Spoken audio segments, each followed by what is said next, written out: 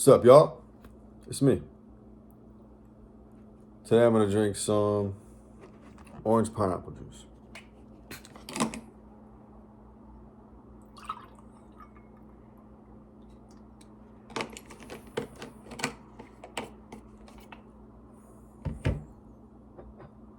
Cheers.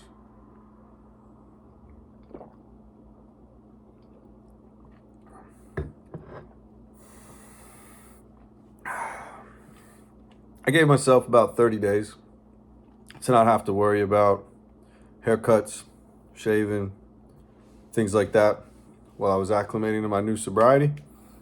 But as you can see, today is day 30. So we're going to keep it rolling. I'm back to business. I'm starting to feel more like myself. In the gym, when I'm hitting cardio, I'm able to do the speed I used to do. I had to slow it down a little bit because my heart rate was creeping up pretty high there. Pretty happy about that. For today's video, I'm going to tell a story, and I'll show you one book out of my personal library that's very important to me. One of my most prized possessions is my library of books, I'll be honest with you. I'm very proud of the library I've built and the books in it. And the older I get, the more I tap into that library rather than tapping into Google or my phone. I'll start with the story. Actually, before I jump into the story, I'll tell you why I have this ring on. Today's Sunday. The sun is represented by gold and the stone ruby. So I have a gold ring on with a ruby baguette in it. I have one ring for every day of the week, and I rotate it out based on what day of the week it is. I like to do that. So story time. When I was in middle school, I had kind of a rivalry with somebody. Now, from the outside, it might have looked like he was bullying me because he was twice my size. But honestly, I would pick fights with this motherfucker pretty much every day. I was at a very small school. There was only about 30 kids in my grade. And there was only really two groups of friends, our group and the other group. Ironically, he was in my group of friends, not the other group. But he was at the position, he was at the top of it. And I wanted to be the leader. So I would challenge him. Now, I'm not going to name him, but I will mention that this is one of the most wealthy people I've ever met in my life. He is royal bloodline from the country that he's from. And his house was one of the biggest, most beautiful houses I've ever seen in my life. Now, in hindsight, he made me feel a little fucking poor, I'll be honest with you. My family was very well off, but at the school I was at, I was not one of the most wealthy people there. I was towards the bottom of it, which is fine. But at the time, I felt picked on, I felt tried, I felt disrespected because of the things he would say and because of the way he would move a little bit. And I'm sure maybe he thought because I was small, I wasn't gonna, do anything. So I remember a few times where we went at it. We probably fought at lunch every day for months. People would crowd around, the whole nine. And I remember his kicks. When he would kick me, man, he had a strong fucking kick. He kicked me in the leg. It felt like I got kicked by a fucking horse or something. And God bless him. I think he's all right now. We've made our peace years ago. We're cool. I appreciate that. But this will be some good story time. Maybe you'll find out more about me. I'm not proud of it or not proud of it, but it's true. It happened, so I'm going to tell the story. But one time, we were fighting on the basketball court at school. It was an outside cement-type basketball court. And I was tired of him beating me because he was bigger than me. So that day, I had a pencil ready in my pocket. And while we were fighting, I turned around, I stabbed him in the back with this pencil, right? Now, luckily, it was a mechanical pencil. It wasn't a real sharp wooden pencil. So it only went in so far and only did so much damage, but I did give it a couple clicks so that little fucking lead was sticking out there. And I remember that one in particular. He went home, he told his parents, they called in, they weren't happy about it. But I didn't get in any trouble, man. And I think this was the start of why maybe I thought I could get away with doing something like drugs. I did a lot of things that I got away with at a very young age. I'm not sure why or how. Maybe it had to do with the school we were at or the amount of tuition it cost. I'm not sure, right? But I remember that pencil thing I never got in trouble for. And after that, I think the fights kind of died down a little bit because I think it kind of changed how fun it was. It got to a level that was a little more extreme than either of us probably really wanted to take it to. So things died down for a little bit, and then they picked back up. And one day, we were fighting in the locker room, and I remember he hit me in the head with his gym bag. My head slammed on the wall, my eyebrow split open, and blood started coming out of my face. And I realized that, sometimes when some people, when they see their own blood, not to say that this is going to happen every time, like, maybe if I saw my own blood now, I'd throw up, right? Who knows? But at the time I saw that, and it kind of fired me up a little bit, so I tried to keep going. And I could tell when he made my face bleed, he lost the will to fight. He lost the spirit to fight. It went a little farther than he wanted it to. Maybe he felt guilty. Maybe, there was some fear. I'm not sure. But that kind of ended it. So I feel like even though I got my head split, I kind of won that round because I was willing to keep going and he wasn't, right? So that was 2 times where it kind of went somewhere that I was willing to go that I guess he wasn't. And this is kind of leading towards, like I said, this isn't cool. This isn't something I'm proud of. It's just the truth. And the kind of climax of it all, right? There was this thing we would get to do where once a week we would get to go to a separate part of the school and buy food from this little marketplace that was better than the cafeteria food. It was much better. I remember the grilled cheeses and the gummies and the cup of noodles were very good for my middle school self. I loved those. And I remember one day what you would have to do is you'd have to take your cup of noodles, walk all the way to the back of some kitchen, fill it up with hot water, and then walk it all the way back. So it was a very tedious walk to walk with this cup of water filled with hot water as a middle schooler. So it felt like kind of like a mission, you know what I mean? You get the money, you go pay for it, you go put the water in it, you bring it all the way back. And I remember that was the day I kind of, I guess, lost it a little bit because he was smart and he realized that I really cared about that cup of noodles. So that day he hit me where it hurt. And he threw a gummy and it landed in my noodles.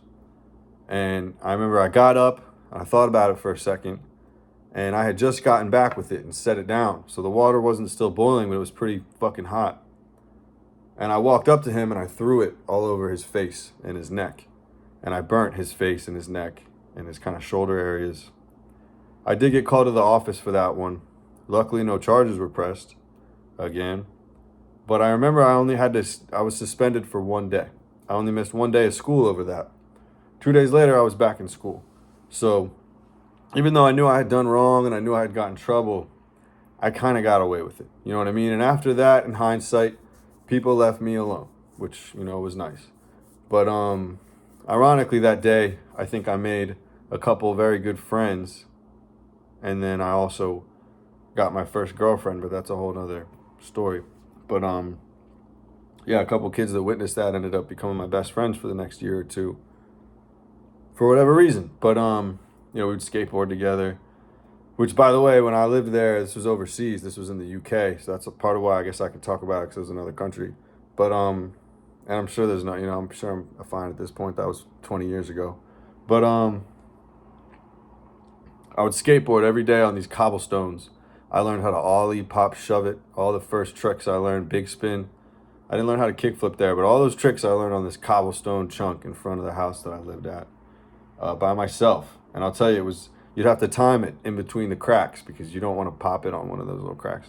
But anyway, I'm getting a little sidetracked. So that was a story, I guess, about how I dealt with what some people could call bullying, but it really was more me and him back and forth for a while. And then I think after that, we were actually kind of cool. And he invited me over to his house a couple times.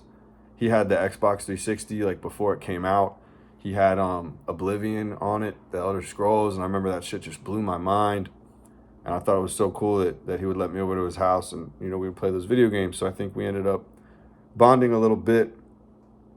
He had this German Shepherd that would follow commands. And Heinz, really nice. He never sicked that thing on me, man, because that dog could have ripped me apart.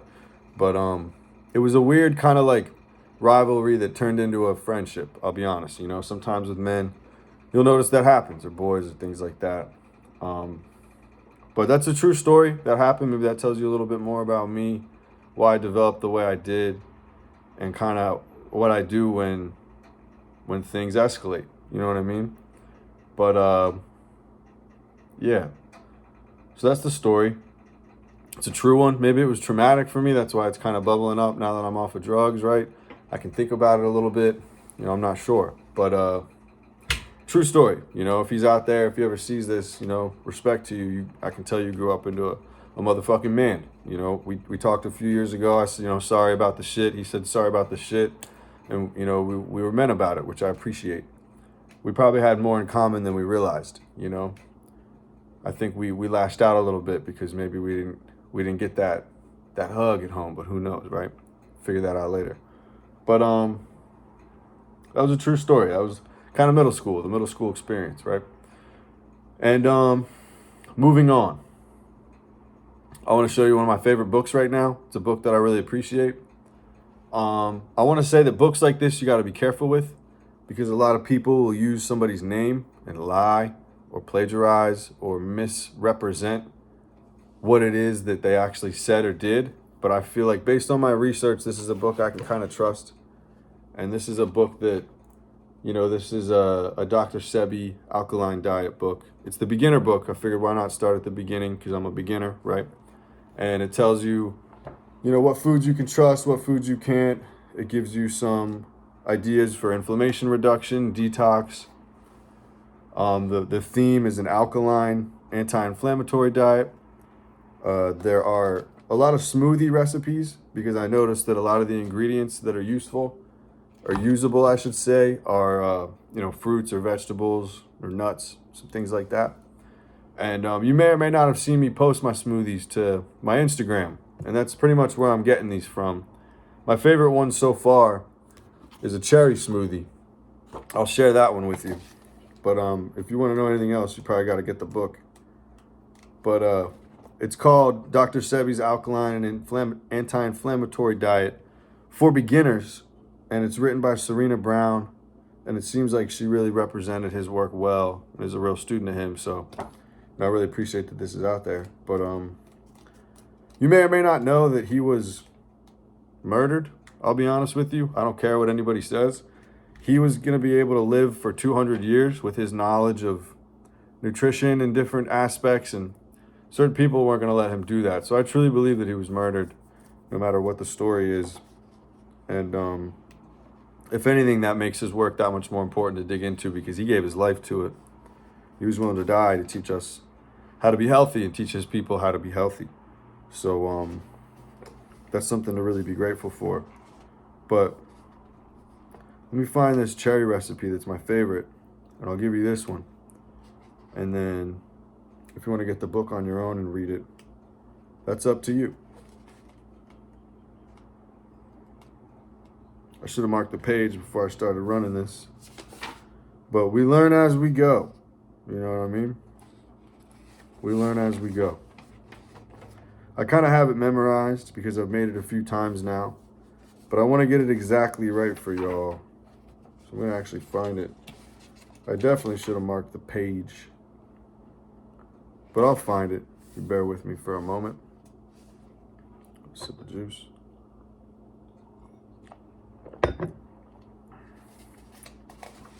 But I can tell you one thing from the book is you want seeded fruits, pitted fruits. You don't want the seedless varieties. For whatever reason, those aren't as good.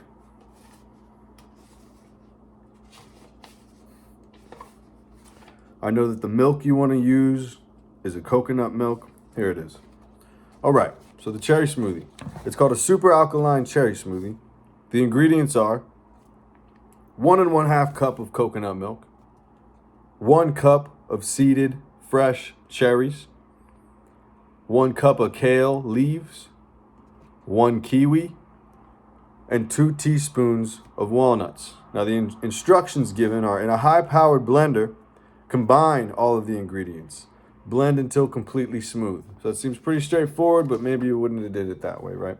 So there's even some extra instructions on how to really make it right. But I love that smoothie. I've made it a few mornings now. I'm going to hit the grocery store today, stock up again on those ingredients. I might have that damn thing every morning. That's one of my favorite smoothies in the book. Cherries are one of my favorite fruits. Red is my favorite color since the day I was born. So it, it all lines up very well with me and my spirit. But I want to share that with you. This is a very important book to me. Maybe I'll pull more books out of my library and show you if you're interested. Readers are leaders. So one thing that I think a lot of people might neglect is reading books. But, the bookworms are already on it. A lot of people grow their library like a garden. And I think that's a beautiful thing to do. But, those are two very true stories. And that book, I feel, is very valuable. I'm going to add one more little story to this video because I'll make this one a little bit longer. I'm experimenting with my videos to see what really works the best. I won't lie. So if you prefer longer or shorter videos, or when I talk about certain things or don't talk about certain things, let me know in the comments, and I'll listen to y'all if you make if you make some points and if you speak to me. But the other story I'll give you is showering at the beginning of military school during what was called plebe system. Now, when you were showering during plebe system, you would have to put the water on all the way hot or all the way cold. And technically, there was a law or a rule where you had to be given 2 minutes to shower. But what this was a Valley Forge 2 minutes. So just like when you were given 2 minutes in uniform drills, anybody who was there knows what I'm about to say. I will show you what a Valley Forge 2 minutes sounds like. All right, y'all, hop in the showers. You got 2 minutes. All right, you got 1:30. Okay, y'all got a minute left. All right, 30 seconds. 10, 9, 8, 7, 6, 5. Get the fuck out. That was what shower time was like. So you basically have to soap up, be all ready to rock. You jump in, boom, super quick, you jump out. And the problem is, it got as young as like 11 and 12, all the way up to maybe 21, because it was a high school and a college, a 2-year college. So, there were a lot of young kids who I could tell were real afraid of that cold or hot water. They wouldn't even jump in it, man. So something like MRSA, something like, fungus, something like, bad hygiene, not smelling right, because you're working out all day. That was a real risk, a real possibility, and that wasn't really audited or tracked properly. So for what it's worth, that was what that experience was like. So if anybody wonders why I like to take a nice, long, comfortable, almost lukewarm shower at this point in my life, I don't like it too hot. I don't like it too cold. Y'all can enjoy those cold showers. I'm not going to do that. And I don't really like a scalding hot shower. Like, sometimes I see, some women do, for example, or different things like that. I like to keep it in the middle. So that's why. But I feel like that's enough for today. 30 days sober. I'm very excited about that milestone today. 30 days off drugs. I haven't drank alcohol in years, but 30 days off drugs, 30 days sober, 30 days here. I stopped taking my beta blocker a couple days ago, so I'm off of the anxiety medication they gave me. You can tell I'm doing okay. I'm very grateful. So I think I'm going to be able to rip forward with nothing for a little bit. Get back to normal. Maybe get to normal for the first time ever in my adult life. Because I've been high since I was about 15, 16. And I'm now 30. Going to be 31 in June. So that's the honest truth. But stay safe. Stay dangerous. Let me know what you think. If I can help you with anything, reach out to me on my Instagram. @Andrew_Prometheus. If you want to comment here. I don't know if you can send messages on YouTube. I don't think you can, but if you hit me up, I'll do my best to respond to you. To all my haters, keep it coming. I got to give you something good to hate on. Thank you for filling my comments up and pumping my views up a little bit. I appreciate that y'all are working for me so hard. But that's probably it for today. Prometheus out.